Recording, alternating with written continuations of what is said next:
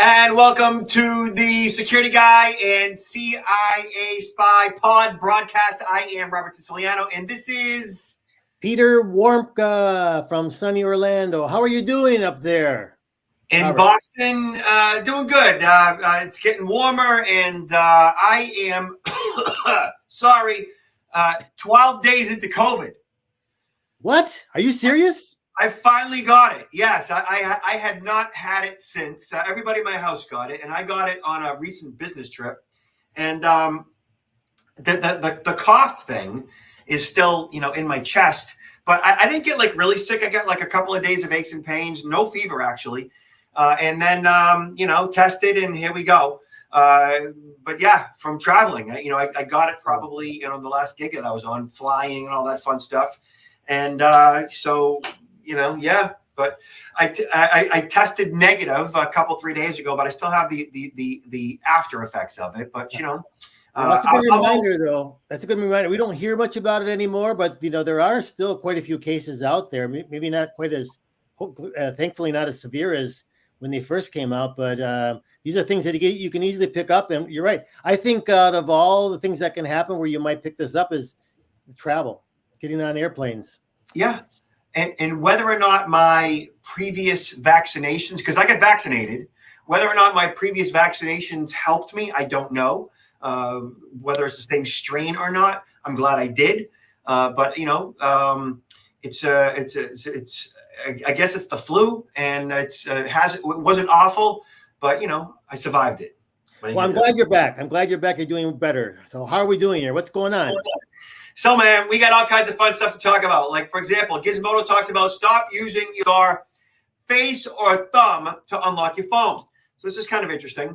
So the laws surrounding Fifth Amendment protections, and I'm often asked by my audiences, should we use our thumbprint? Should we use our face to unlock our phones?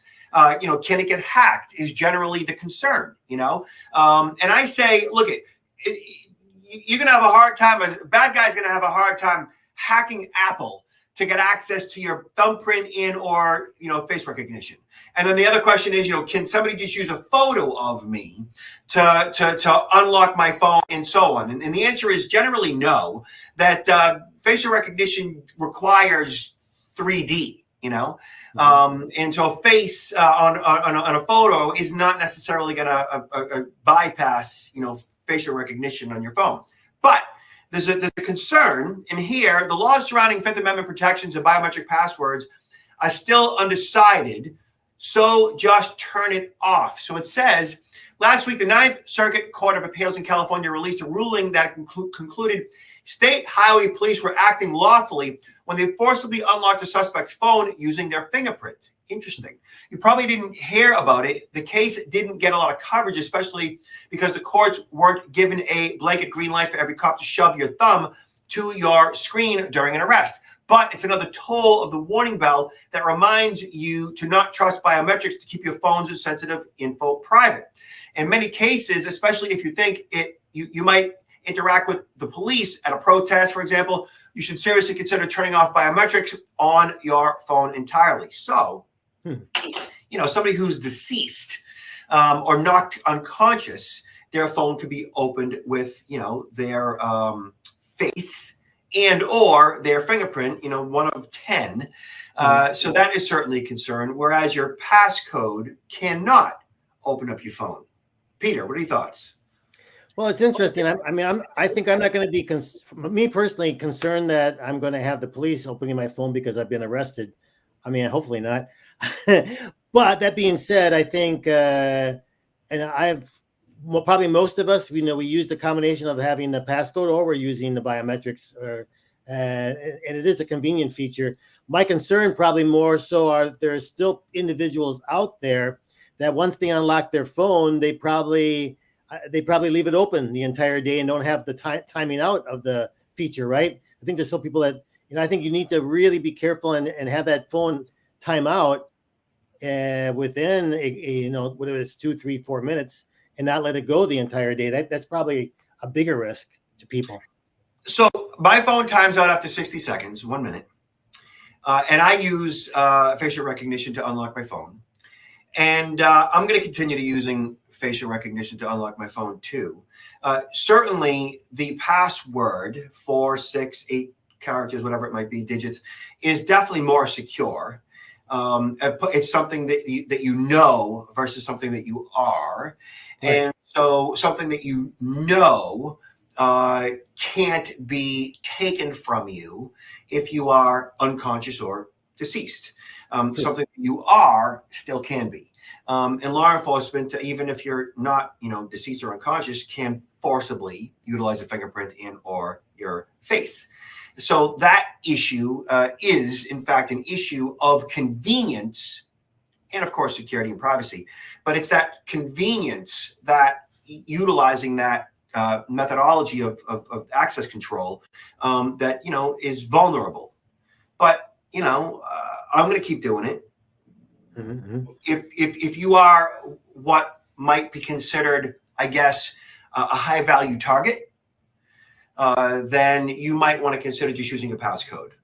Right. I mean, it's good to know. It's good to be thinking about these. What's the downside, right? And it definitely is a downside. I mean, I've usually used the facial recognition. I mean, actually more so the thumb print, but having the code as a backup is good to have because I've had to use the backup many times. I think that if you are what would be considered a high value target, like maybe a form of a politician, a significant moneyed individual, celebrity, and so forth, then I think that a password would probably be the most secure form of access control. Mm-hmm. Whereas fingerprinting and biometrics are really just a form of convenience. The technology itself, I would consider secure, but it's the way in which you are coerced to provide that authentication would be the issue. Robert, I'm surprised that they haven't developed yet for unlocking your phone voice recognition. That's even more convenient because you don't even have to touch the phone. I mean, you can be using voice recognition at a distance away. Yeah, and voice recognition is in the process of being decimated with AI and AI of voice cloning. That is a huge concern, which I saw recently. I think it was Citibank was duped in a test run with an AI voice clone. Yeah, easy. Mm-hmm. Yeah. Scary. Yeah. So moving on. Bleeping Computer, which is an actual publication, talks about dark web monitoring and what's the value. So the term dark web conjures up images of a shadowy netherworld of cybercrime, espionage, drugs, and guns. In reality, dark web sites are simply websites ending in .onion that need to be accessed through a special browser. Cybersecurity firms have long sold dark web monitoring packages, with each package meaning something slightly different. And in many cases, practitioners have struggled to find value in monitoring the dark web, particularly where a vendor sells them on a comprehensive package but doesn't align the value with the organization's security needs. So what this is for most of you, because I get actual emails and text messages from friends, colleagues, clients all the time saying, hey, I just got a dark web notification that, my information, my email address, my social security number, my information is in the dark web. What do I do? Like, I'm freaked out. And that's primarily what dark web monitoring does for companies that offer it. Is it sells fear, uncertainty, and so on, that gets people in a bit of a tizzy. Mm-hmm. Okay. And that tizzy is what gets them to buy or continue to, pay the monthly monitoring fee for whatever their product or service might be offering. Now, I'm all about knowing that your information is out there. But, okay, so it's out there. Now what? What do you do about it? What are the repercussions of it? Exactly. So what are your thoughts? No, I absolutely agree with you. I'm under, several years ago when I first got into, these topics, I would, try to educate individuals about how careful they have to be and what types of information they share and how to protect their information, which I still do. But now there's been so many breaches that are completely outside of individuals' controls where our PII information has been breached, is out there. So you can practically assume, you should assume, that your information has been breached and it's out there. And now, based on that assumption, how are you going to protect yourself from someone using that information, against you? How, what are some of the red flags? What are some of the precautions that you need to put in place so that bad people don't use that information successfully against you? But just assume that is out there. Right. So I've had criminals email me my social security number. Hey, security guy, here's your social. Ha, gotcha. Whatever. I care less.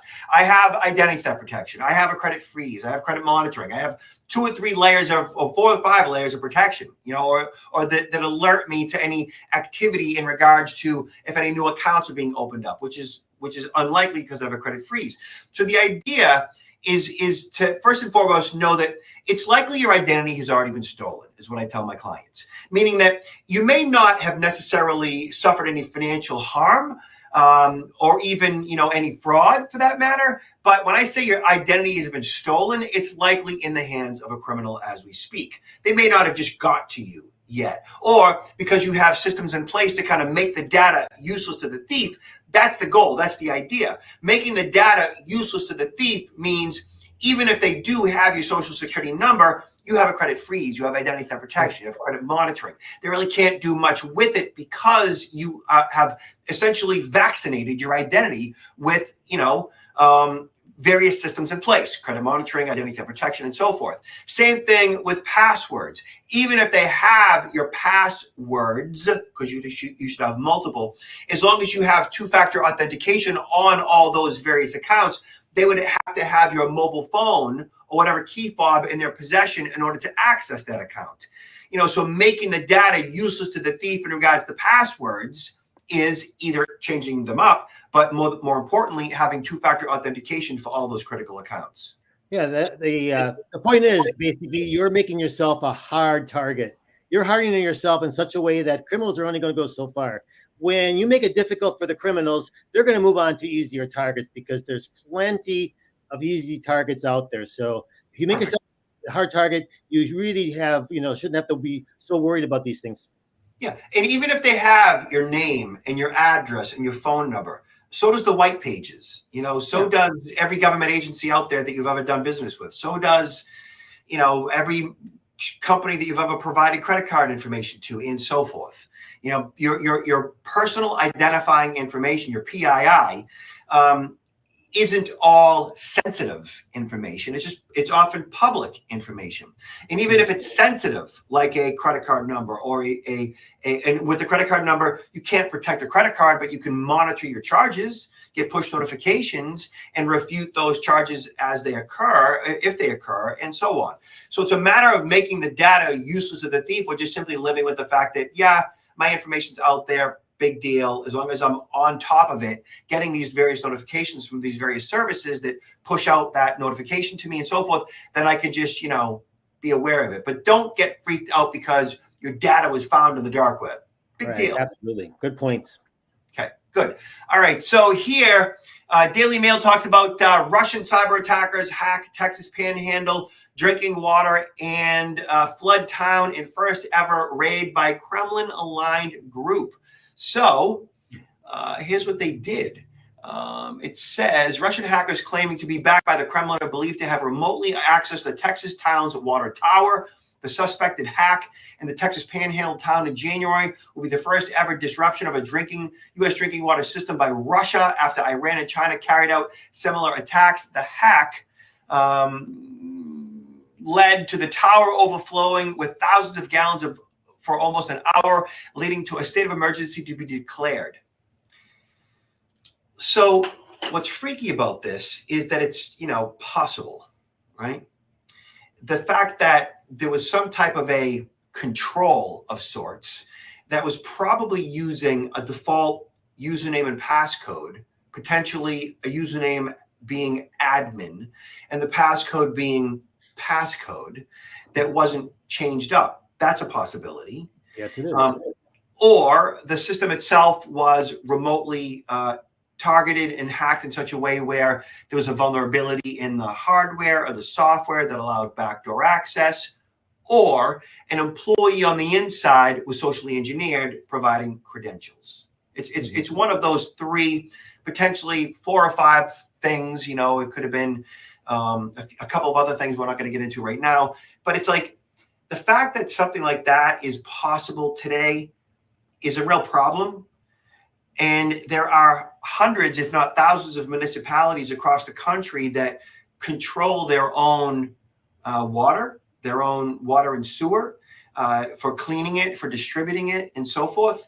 That it's that scattered approach to security, and that they're not making the necessary investments in their information technologies that make them and many of us vulnerable.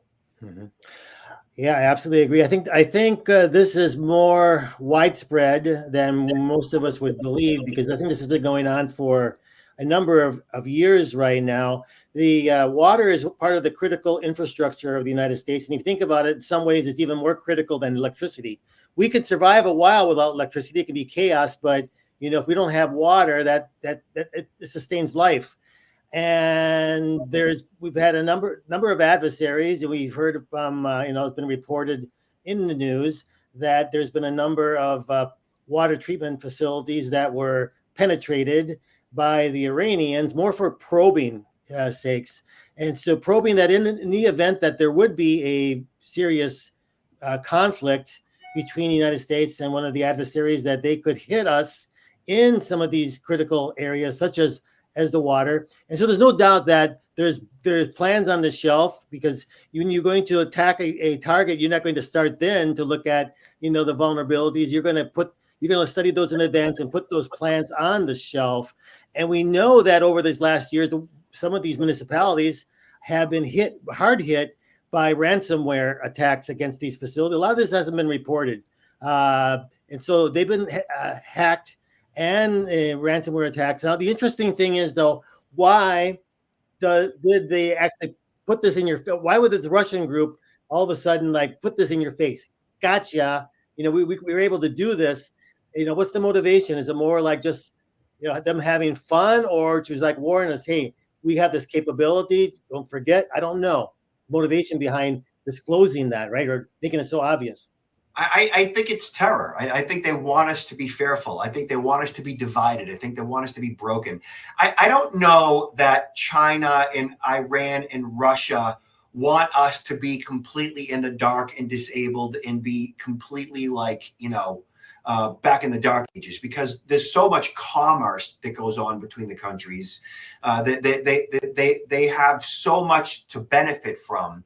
But I do think that they want us to be broken in such a way where we don't trust our government, we don't trust our politicians, we don't trust in general, and that we're divided and fractured. And the more fractured we are, I think, and the stronger they are, I think that their own people look to their own governments as, oh, we're so much better off than the Americans. I think that that's a significant primary goal for them. Mm-hmm, mm-hmm. Yeah, I agree. But haven't there been other incidences of things going down without really a good explanation about why they happened? I mean, I'm just thinking of it off the top of my head, like major cell networks that all of a sudden go down for an entire day, and there's no really explanation later on what was the cause of that. There was also air traffic control, right? About a year and a half ago, and all these whole networks going down without any explanation about why it happened. It's kind of I do think that in some of those circumstances, it's actual, just failures of our own technology that at some point, may or may not have been disclosed, but they just didn't necessarily make the news. But I do think that there are, still many situations where stuff just stops working. Stuff breaks, All right. So last but not least, Bleeply Computer again talks about T-Mobile Verizon workers get texts offering $300 for SIM swaps. So check this out, Peter.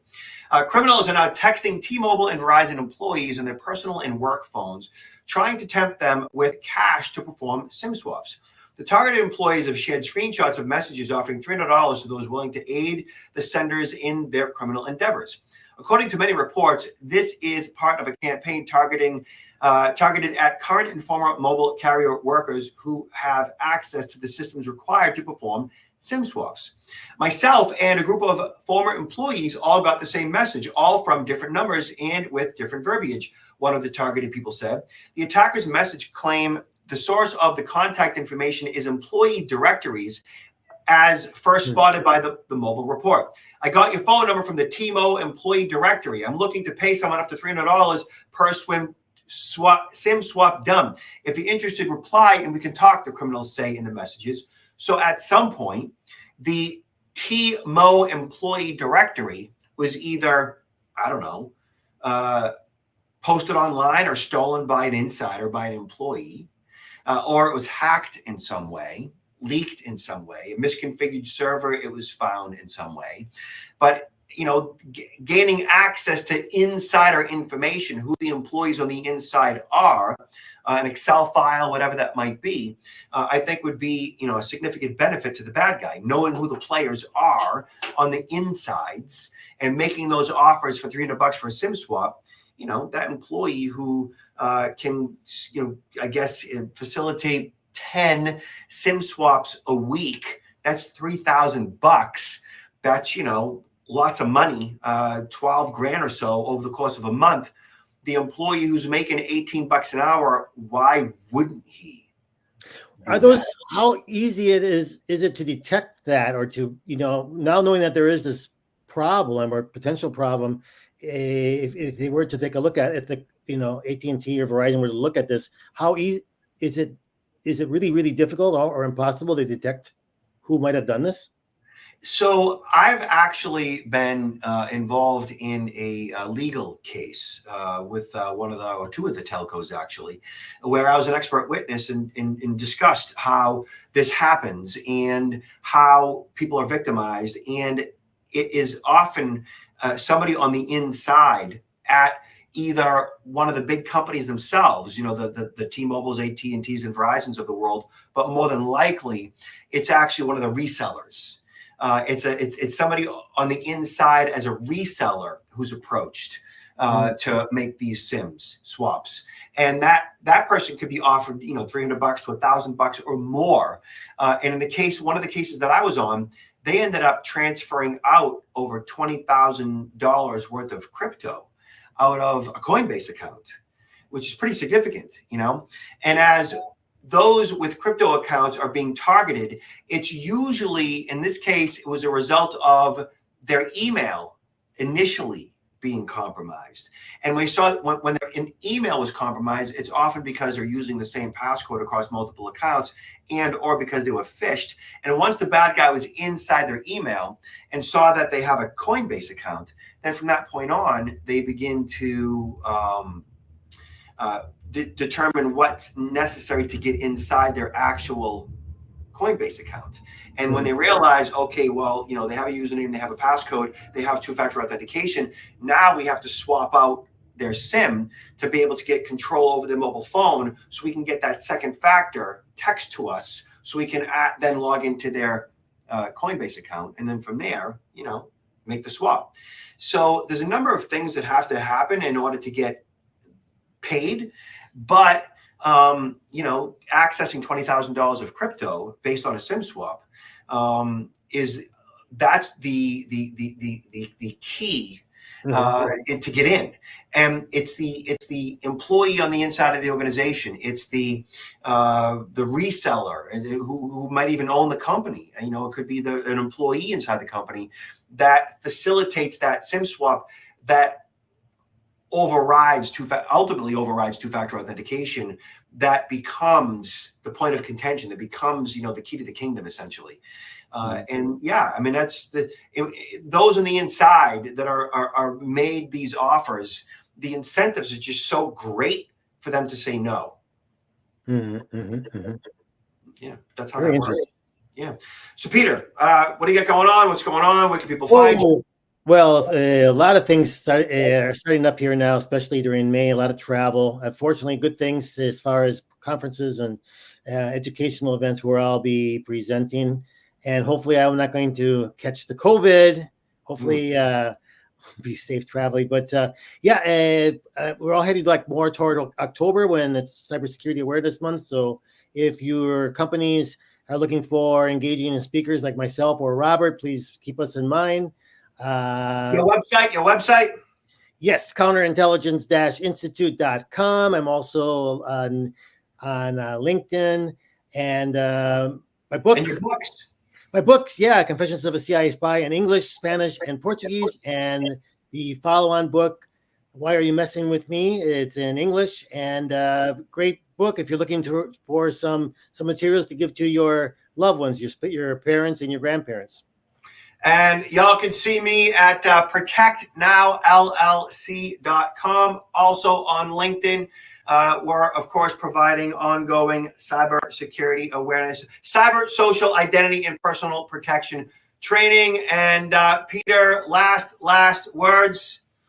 Everybody stay safe out there. Take care of each other. And don't forget that COVID is still lurking. And as my dad says, be good, behave, and be careful. Talk to you guys later.